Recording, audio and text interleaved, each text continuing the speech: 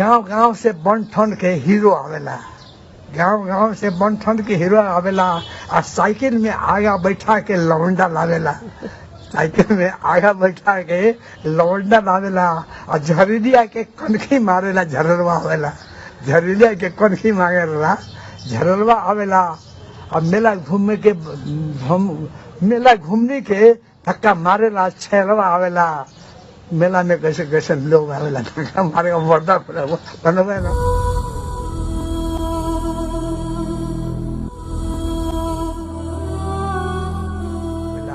चोर आवेला, चाई आवेला, कुश्ती नाच नौटंकी के प्रेमी आवेला, सिनेमा और वीडियो के शौकीन आवेला, नाई खौसी नामर्दी के दवाई आवेला। मेला में कैसे कैसे लोग आवेला, बुढ़वा बुढ़िया लड़का सबका में जवानी आवेला, तब मेला में जाने आदमी के देखेला आदमी आवेला।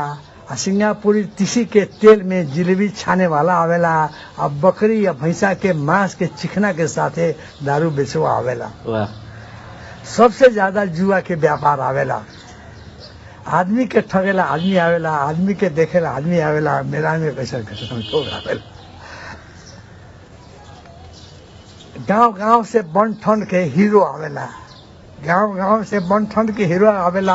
और साइकिल में आगा बैठा के लवंडा लावेला, साइकिल में आगा बैठा के लवंडा लावेला। और झरिलिया के कनखी मारेला झरलवा आवेला, झरिलिया के कनखी मारेला झरलवा आवेला। और मेला घूमने के धक्का मारेला छेलवा आवेला। मेला में कैसे कैसे लोग आवेला धक्का मारे वर्दा बनवे ना, खाली धक्का मारते कुरा गरेको। झरेलिया भनेको त्यसै माने आइमाईहरू भने त्यसै किसिमको। झरलवा भनेको त्यसै के भयो। अनि फेरि के छ भनेदेखि यो सत्यनारायण के पूजा में बजेला, फिल्मी गाना बजेला भने किसिमको इन्डियामा पनि एउटा धार्मिक ठाउँमा जाने अब सिनेमा गीत गाउँछ भन्ने एउटा बेङ्गल थियो त्यो। मैले पनि त्यसलाई एउटा आधार मानेर एउटा महावीर मंदिर छ यहाँ कलियाको मेलाको बीचमा। त्यसै हुनाले महावीर मंदिर के ऊपर से चिचिया चिचिया के लाउड स्पीकर गावेला, चिचिया चिचिया के लाउड स्पीकर गावेला। और सैयासँग पलंगिया पर बड़ा मजा आवेला। आदमी के देखेला आदमी आवेला, आदमी के लूटेला आदमी आवेला, आदमी के ठगेला आदमी आवेला। मेला में कैसे कैसे लोग आवेला।